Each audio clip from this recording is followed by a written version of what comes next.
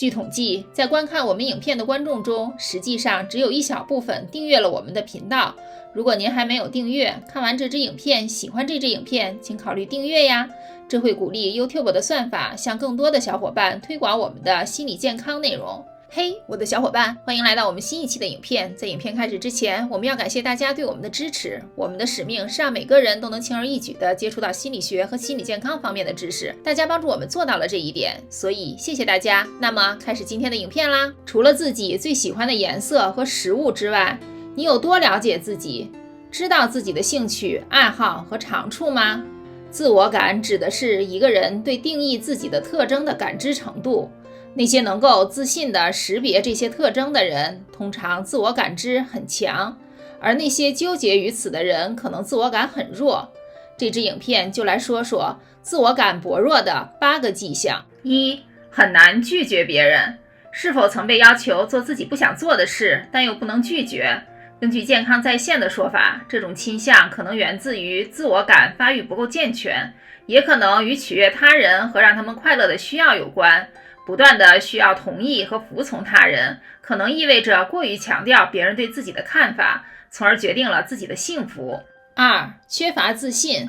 知道自己的优点和缺点吗？一个自信的人会以现实和积极的方式相信自己的能力。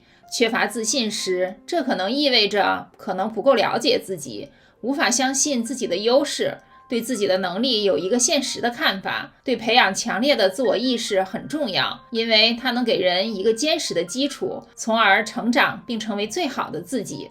3. 很难定义自己的兴趣和价值观。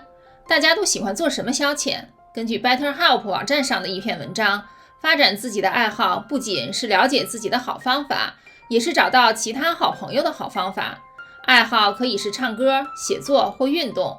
价值观可以包括诚实、同情和同理心。在任何情况下，清楚地确定自己所掌握的东西，可以帮助一个人更好地发展和理解自己。4. 经常寻求他人的认可。在考试中取得好成绩或演奏一段音乐时，会为自己感到自豪吗？还是要等父母和朋友为自己骄傲？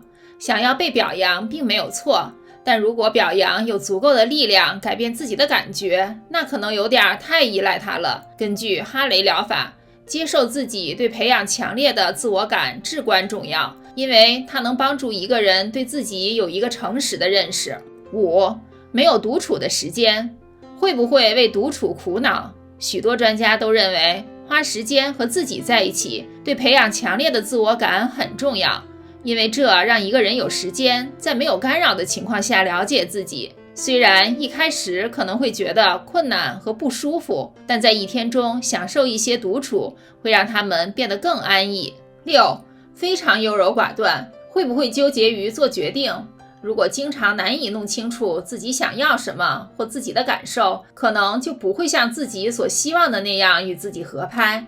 在做选择时，可能会感到焦虑。这可能意味着自己都不咋相信自己。一个人的优柔寡断可能源于不安全感和怀疑，这可能会导致自我意识减弱。7. 忽视了自己的需求。有把别人的需求放在自己的需求之前的倾向吗？忽视自己的需求可能意味着不够重视自己的和谐和幸福，没有按照自己的方式生活。相反，主要是想取悦自己周围的人。